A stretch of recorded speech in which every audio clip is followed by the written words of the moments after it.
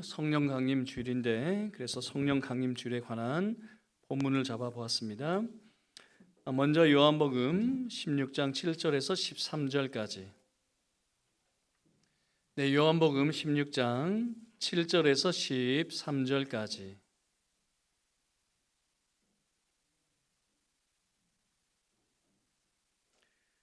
요한복음 16장 7절에서 13절까지.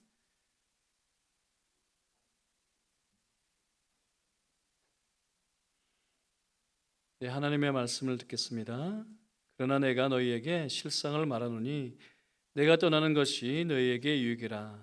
내가 떠나가지 아니하면 보혜사가 너희에게로 오시지 아니할 것이요 가면 내가 그를 너희에게로 보내리니 그가 와서 죄에 대하여 의에 대하여 심판에 대하여 세상을 책망하시리라. 죄에 대하여라 함은 그들이 나를 믿지 아니하며 의에 대하여라 함은 내가 아버지께로 가니 너희가 다시 나를 보지 못하며 심판에 대하여라 함은 이 세상 임금이 심판을 받았습니다. 내가 아직도 너희에게 이를 것이 많으나 지금은 너희가 감당하지 못하리라. 그러나 진리의 성령이 오시면 그가 너희를 모든 진리 가운데로 인도하시리니 그가 스스로 말하지 않고 오직 들은 것을 말하며 장래일을 너희에게 알리시리라.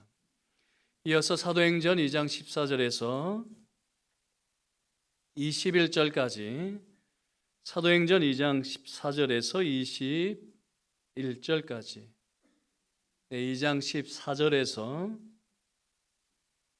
21절까지. 사도행전은 저와 여러분께서 한 절씩 서로 교독하실까요? 베드로가 11 사도와 함께 서서 소리를 높여 이르되 유대인들과 예루살렘에 사는 모든 사람들아, 이를 너희로 알게 할 것이니 내 말에 귀를 기울이라.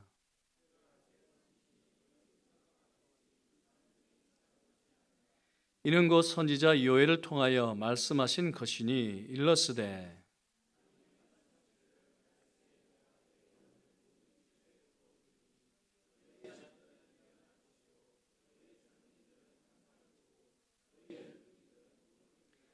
그때에 내가 내 영을 내 남종과 여종들에게 부어주리니 그들이 예언할 것이요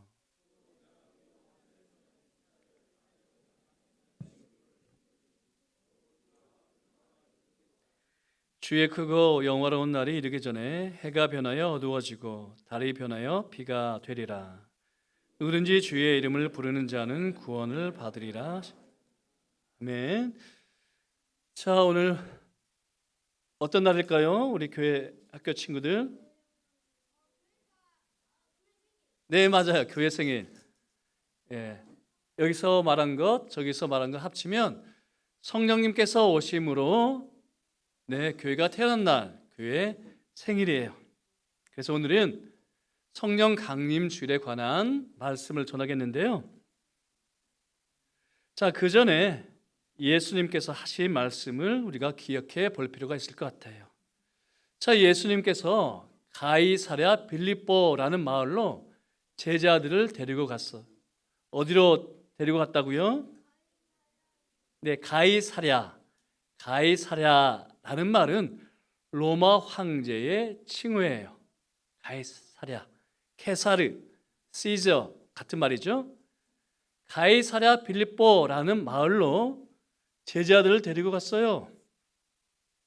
그곳은 로마 황제를 모시는 신전이 있고요. 또 로마 황제가 부리는 군대도 있던 그런 마을이었어요.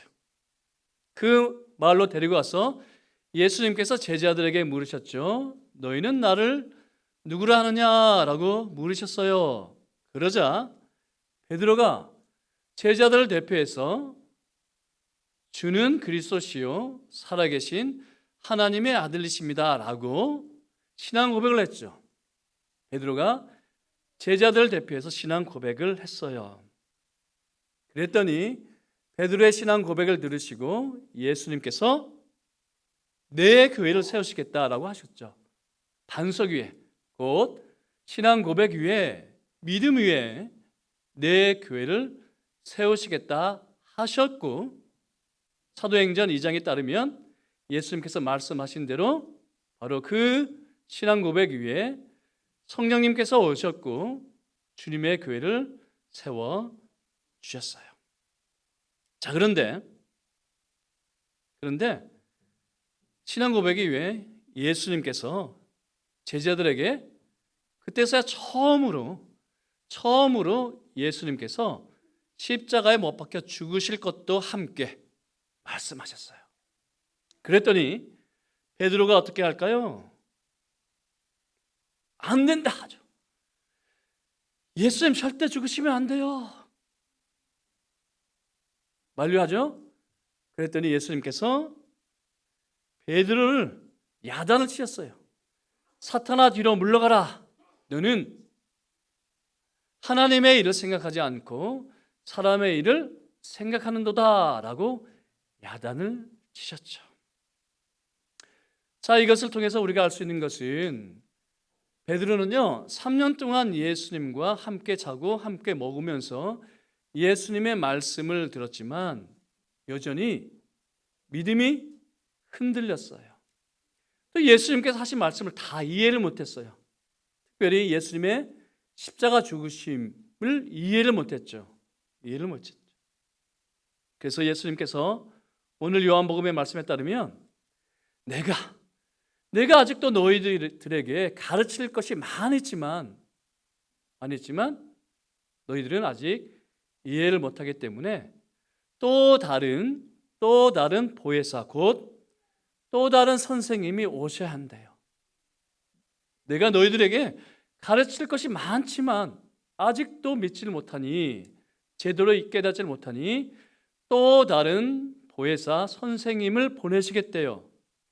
그분이 누구일까요? 또 다른 선생님? 성령님이시죠. 그리고 예수님께서 약속하신 대로 성령님께서 오셨는데요. 그래서 사도행전 2장에 따르면 예수님께서 부활하시고 50일이 지나서 다락방에서 기도를 하고 있었는데 약속하신 대로 성령님께서 불처럼 오셨죠. 자, 그럼 성령님께서 오시고 나서 아까 예수님의 십자가를 그렇게 말리던 믿음이 흔들렸던 믿음이 희미했던 약했던 베드로가 어떻게 달라졌을까요? 사도행전을 보면 사람들에게 설교를 해요. 담대히 바뀌었어요. 그런데 중요한 것은 무엇인지 아세요?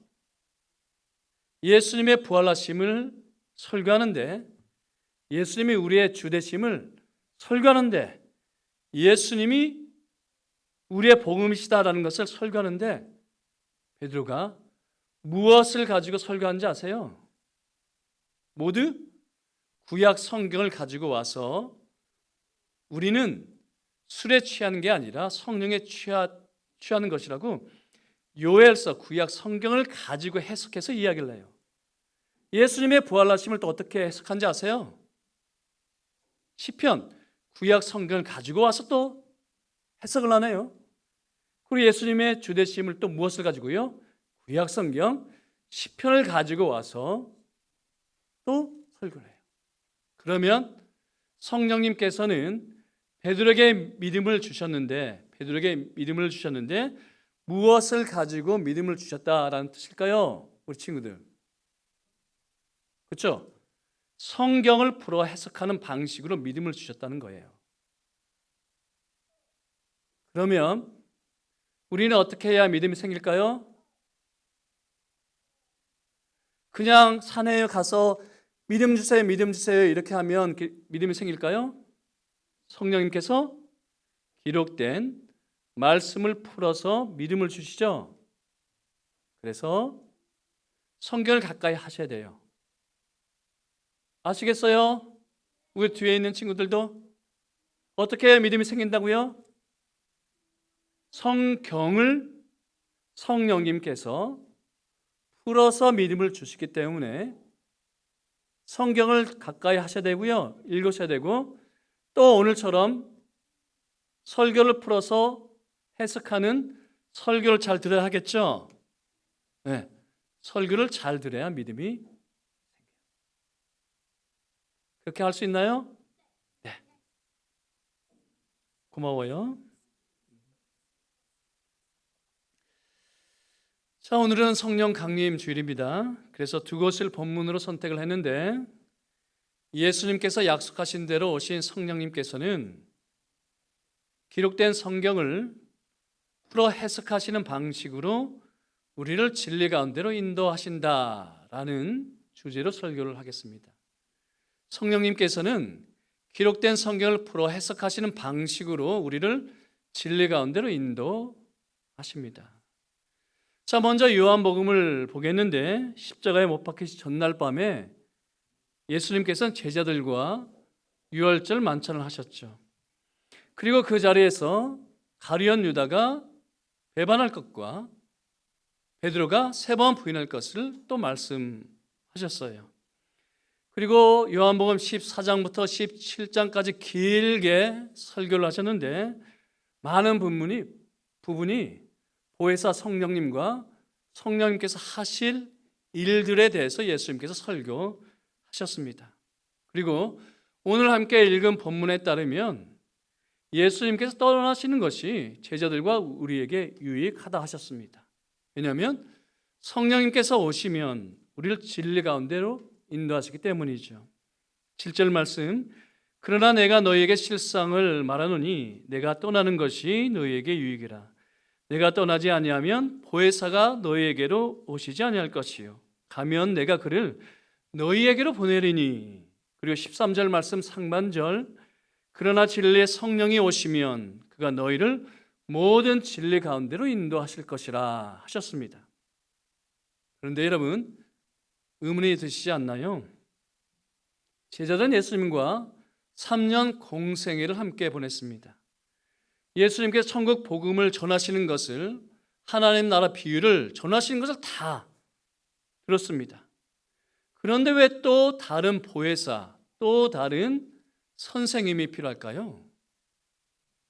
12절 말씀에 따르면 그리고 내가 아직도 너희에게 이를 것이 많으나 지금은 너희가 감당하지 못하리라 하셨을까요? 왜냐하면 여전히 제자들은 더디 믿었기 때문입니다. 사복음서 중에 마가복음이 있는데 마가복음은 제자들이 더디 믿었다라는 것을 계속 강조를 해요. 예수님께서 많은 이적을 행하셨지만 또 하나님 나라 비유를 또 전하셨지만 제자들이 여전히 더디 믿었다라는 것을 마가복음이 강조를 합니다. 그래서 오병이어 사건 뒤에도 제자들은 예수님께서 떡 떼시던 일을 깨닫지 못했고 도리어 마음이 둔해졌다, 그렇게 이야기를 합니다. 마가복음 6장 52절 말씀, 오병이어의 결론이에요. 오병이어의 결론이 무엇일까요? 이는 제자들이 그 떡 떼시던 일을 깨닫지 못하고 도리어 그 마음이 둔해졌습니다. 그리고 칠병이어의 사건 이후에도 또 이렇게 기록하고 있습니다. 마가복음 8장 17절 말씀, 예수께서 아시고 이르시되 너희가 어찌 떡이 없으므로 수근거리느냐, 아직도 알지 못하며 깨닫지 못하느냐, 너희 마음이 둔하냐. 대표적으로 베드로가 그랬죠. 가이사랴 빌립보에서 너희는 나를 누구라 하느냐 예수님께서 물으시자 주는 그리스도시요 살아계신 하나님의 아들이십니다라고 신앙 고백을 했더랬습니다. 그러나 그 즉시 야단맞죠. 사탄아 뒤로 물러가라. 너는 하나님의 일을 생각하지 않고 사람의 일을 생각하는도다, 책망을 들어야 했습니다. 왜냐하면 예수님께서 그때 처음으로 십자가 죽으심에 대해서 말씀을 했는데 이해를 할 수 없었거든요. 만류를 했기 때문입니다. 그리고 오늘 읽은 요한복음 16장 그 뒤에도 겟세마네 동산에서 예수님께서 잡히실 때에 베드로가 칼을 빼들어 대제사장의 종의 귀를 베지 않습니까? 왜냐하면 예수님의 십자가 죽으심을 도저히 받아들일 수 없었기 때문입니다. 그러니 예수님께서는 제자들에게 할 말이 많았지만 더 이상 할 수 없어서 성령님께서 또 다른 보혜사, 또 다른 선생님이 오셔야 한다라고 말씀을 하셨습니다. 그리고 성령님께서 너희를 진리 가운데로 인도하실 것이라 하셨죠. 자, 그런데 예수님의 십자가 죽으심과 부활 뒤에 약속대로 성령님께서 오시자 베드로가 어떻게 달라졌을까요? 함께 읽은 사도행전 2장에 따르면 구약 성경 요엘서를 해석하여 오순절 성령 강림의 성취를 이야기합니다. 하나님이 말씀하시기를 말세 내가 내 영을 모든 육체에게 부어주리니 너희의 자녀들은 예언할 것이요 너희의 젊은이들은 환상을 보고 너희의 늙은이들은 꿈을 꾸리라 하지 않았느냐. 따라서 우리가 술에 취하는 것이 아니라 성령에 취한 것이라고 해석을 하죠. 그리고 구약 성경 시편을 인용하면서 예수님의 부활을 설교합니다. 그리고 또 시편을 인용하면서 예수님께서 우리의 주 되신다라는 것도 설교를 합니다. 그러니까 성령님께서 오시기 전에 예수님의 말씀을 이해하지 못했던 베드로가 성령님께서 오시자 구약 성경을 풀어 해석한다는 뜻입니다. 구약 성경을 통해서 예수 그리스도의 복음의 비밀을 깨달아 알았다는 뜻입니다. 왜냐하면 성령님께서 베드로를 진리 가운데로 인도하셨기 때문이죠. 그런데 성령님께서 무엇을 수단으로 베드로에게 믿음을 주셨을까요? 이미 주어진 구약 성경을 통해서 베드로에게 믿음을 주셨습니다. 그러니까 새로운 계시를 주어서 베드로에게 믿음을 주는 게 아니라 이미 기록된 성경을 풀어 해석하는 방식으로 믿음을 주셨다는 뜻입니다. 자, 그런데 성령님께서 하신 방법은 전혀 새로운 방법이 아니죠. 왜냐하면 부활하신 예수님께서 엠마오로 가는 두 제자에게 이런 방법으로 믿음을 주셨거든요. 제가 자주 강조를 했었죠. 자, 혹시 모르시는 분들을 위해서 제가 잠시 줄거리를 말씀을 드리겠습니다. 예수님의 부활 이후에 두 제자가 예루살렘에서 고향으로 내려가고 있었어요. 왜 내려가고 있었을까요? 예수님의 부활 소식을 들었지만 도저히 믿을 수 없었기 때문입니다. 그리고 부활하신 예수님께서 바로 앞에 있는데도 불구하고 예수님을 알아보지 못했습니다. 그러면 이 두 사람도 더디 믿는 사람들이었죠. 그렇죠? 더디 믿는 사람들이었습니다. 자, 그런데 예수님께서 이 두 사람을 어떻게 진리 가운데로 인도하실까요?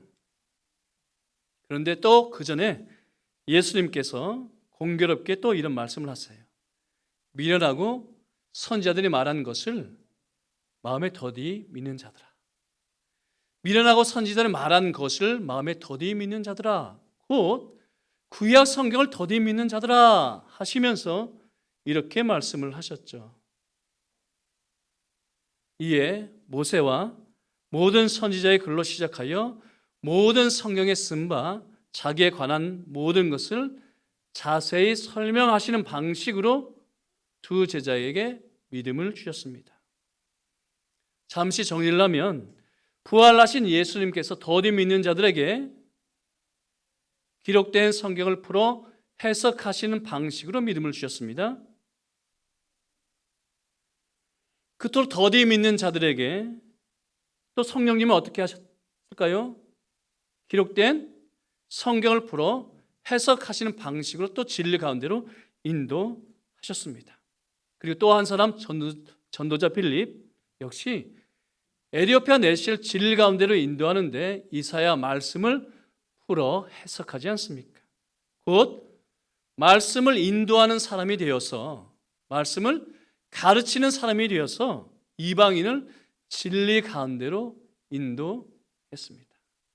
그렇다면 사랑하는 한금교회 성도 여러분, 깨닫는 게 없습니까? 더디 믿어지십니까? 그래서 성경을 내려놓고 싶고 설교도 한 귀로 듣고 한 귀로 흘리시나요? 아니요. 오히려 더욱더 성경을 가까이 하셔야 하고 설교를 집중해서 들으셔야 하고 과연 그러한가 하여 날마다 성경을 묵상하셔야 합니다. 왜냐하면 성령님께서는 성경을 풀어 해석하시는 방식으로 믿음을 주시기 때문입니다. 성경을 가르쳐서 진리 가운데로 인도하시기 때문입니다. 그래서 예수님께서는 이렇게 명령하셨죠. 그러므로 너희는 가서 모든 민족을 제자로 삼아 아버지와 아들과 성령의 이름으로 세례를 베풀고 내가 너에게 분부한 모든 것을 가르쳐 지키게 하라. 곧 들리는 말씀인 설교와 보이는 말씀인 성례를 통해서 믿음을 주라 하셨습니다. 들리는 말씀인 설교를 통해 죽은 자를 일으키고 보이는 말씀 성례, 그 세례와 성찬을 통해서 연약한 자를 굳세게 하라 하셨죠.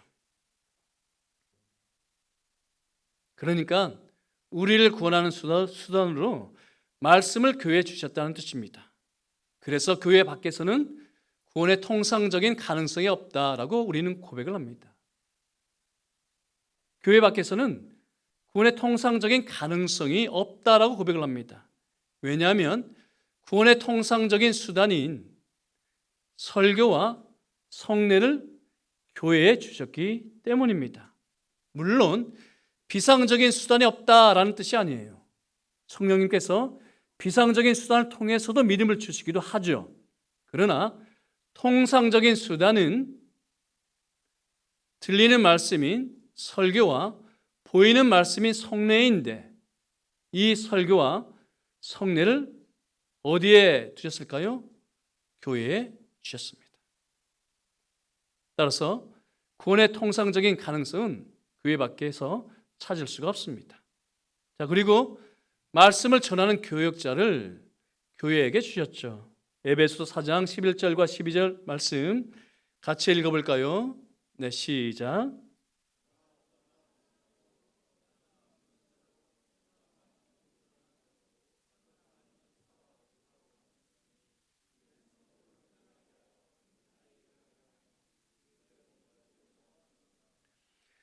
부활 승천하신 예수님께서 교회에 선물을 주셨는데 자세히 보시면 말씀의 교역자죠.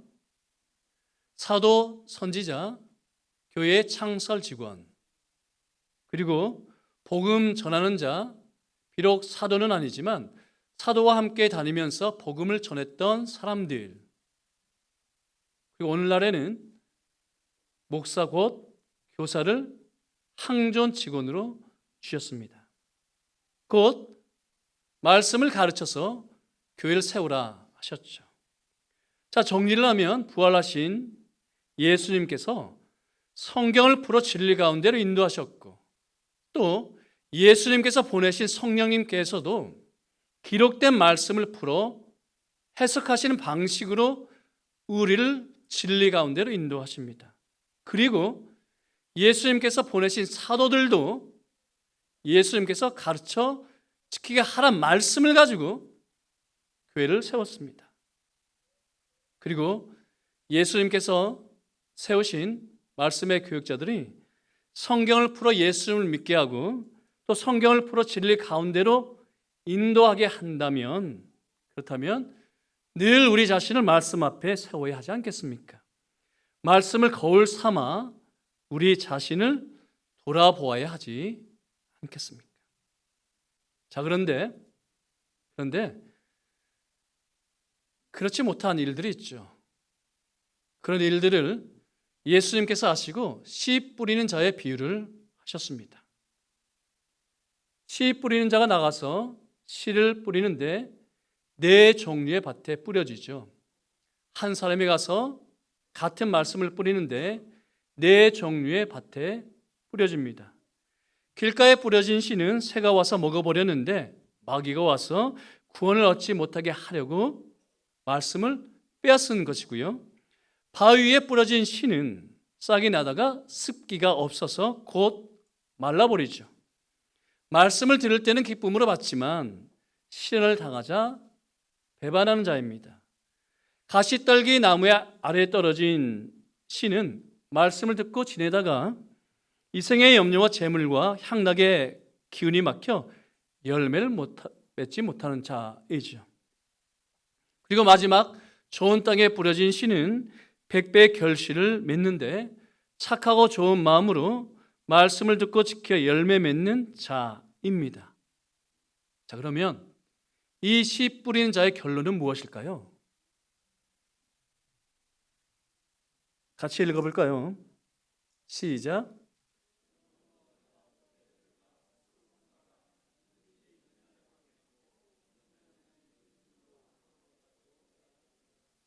씨 뿌리는 자의 결론은 설교를 듣는 자세를 말합니다. 씨 뿌린 자의 비유의 결론은 설교를 듣는 책임을 이야기를 합니다. 그러므로 너희가 어떻게 들을까 스스로 삼가라, 그렇게 말씀을 하시기 때문이죠. 다시 강조해 볼까요? 부활하신 예수님께서는 성경을 풀어 해석하시는 방식으로 예수님을 믿게 하셨습니다. 그리고 성령님께서도 기록된 말씀을 풀어 해석하시는 방식으로 진리 가운데로 인도하셨습니다. 승천하신 예수님께서는 들리는 말씀인 설교와 보이는 말씀인 성례를 통하여 교회를 세우라 하셨고, 또 말씀의 교역자를 교회로 보내셨습니다. 자, 그렇다면 회중은 무엇에 힘을 써야 할까요? 그러므로 너희가 어떻게 들을까 스스로 삼가라 하셨습니다. 왜냐하면 말씀이 있는 자는 받겠고 말씀이 없는 자는 그 있는 줄로 아는 것까지 빼앗기기 때문입니다. 그래서 어떤 목회자는 이렇게까지 이야기를 했습니다. 설교를 듣는 것은 높은 부르심이다. 설교를 듣는 것은 하나님의 부르심이다. 그 가운데 높은 부르심이다. 왜냐하면 우리의 구원이 설교를 듣는 것에 달려있기 때문이고, 복음의 전파가 설교를 듣는 것에 달려있기 때문이고, 하나님의 영광의 설교를 듣는 것에 달려있기 때문입니다. 그래서 저 또한 설교를 듣는 모습을 유심히 봅니다. 사회적 신분, 돈이 있는 것, 있다가도 없어지는 것이죠. 없다가도 있는 것이죠. 중요하지 않습니다. 그러나 설교를 듣는 모습은 죄송하지만 유심히 봅니다. 말씀을 어떻게 받는가, 그리고 말씀을 과연 마음에 담아두는가를 봅니다. 자, 그런데 말씀을 어떻게 받는가는 즉시 보이지만 말씀을 과연 마음에 담아두는가는 알 수가 없죠. 그렇죠? 하나님만 아십니다. 그런데 여러분, 말씀을 마음에 담아두는가는 시간이 지나면 드러나는 거 아십니까? 시간이 지나면 드러납니다. 씨 뿌리는 비유를 볼까요? 길가에 떨어진 씨, 새가 와서 먹어버리니 즉시 말씀이 없다는 것이 드러나죠. 바위에 뿌려진 씨, 시간이 지나니 말라버리니 드러납니다. 가시떨기 아래에 있는 씨, 역시 시간이 지나더니 드러납니다. 예수님께서 말씀하신 것처럼, 그렇다면 첫 번째, 두 번째, 세 번째 땅은 말씀이 없는 거죠. 예수님께서 하신 것처럼 있는 줄로 스스로 착각하는 것입니다. 자, 누가복음 13장 18절 말씀 다시 볼까요? 그러므로 너희가 어떻게 들을까? 스스로 삼가라. 누구든지 있는 자는 받겠고 없는 자는 어떻게 해요? 그 있는 줄로 아는 것까지, 있는 줄로 착각한다는 뜻입니다. 있는 줄로 아는 것까지 빼앗기리라. 그렇다면 말씀을 들을 때에 두 가지 결과밖에 없습니다. 두 가지 결과밖에 없어요. 말씀이 있든지 없든지, 은혜를 받든지 완악해지든지, 마음이 부드러워지든지 아니면 마음이 딱딱해지든지 말씀을 들을 때 두 가지 결과밖에 없습니다. 은혜를 받든지 완악해지든지 마음이 부드러워지든지 아니면 딱딱해지든지. 반면에 좋은 땅에 있다는 것도 즉시 알 수는 없죠. 하지만 시간이 흘러서 드러나는데 첫째, 착하고 좋은 마음으로 말씀을 듣습니다. 곧 뜻을 허탄한 데 두지 않고 다른 수를 염두에 두지 않고 전심으로 마음을 듣습니다. 말씀을 듣습니다. 전심으로 말씀을 듣습니다. 왜냐하면 마귀가 와서 말씀을 빼앗지 못하게 해야 하기 때문이죠. 둘째, 내 뜻과 맞든지 아니면 내 뜻과 부딪히든지 상관이 없이 내가 이해했든지 또는 납득했든지 상관이 없이 순종합니다. 셋째, 이생의 염려와 재물과 향락의 유혹에도 불구하고 흔들리지 않고 인내로 결실합니다. 왜냐하면 나의 구원이 말씀에 있다라는 것을 알기 때문입니다. 복음의 전파가 말씀을 듣는 것에 달려있다 믿기 때문이고 하나님의 영광이 말씀을 듣는 것에 달려있다라고 믿기 때문이죠. 그리고 삼위 하나님을 사랑하는 방법이 여기에 있다라고 믿기 때문인데 성부 하나님께서 말씀으로 우리를 부르셨기 때문이고 성자 예수님께서 말씀을 풀어 예수님을 믿게 하셨기 때문이고 성령님께서도 말씀을 풀어 우리를 진리 가운데로 인도한다라고 믿기 때문입니다. 하나님을 사랑하는 방법이 여기에 있는 것이죠. 그럼 어찌 말씀을 사사로이 받을 수 있겠습니까? 그리고 말씀을 어찌 헛되이 받을 수 있겠습니까? 그러니 사랑하는 한금교회 성도 여러분, 우리 착한 마음으로 착하고 좋은 마음으로 말씀을 받으시고 지키어 인내로 결실해 내시기를 성부와 성자와 성령의 이름으로 간절히 축복합니다.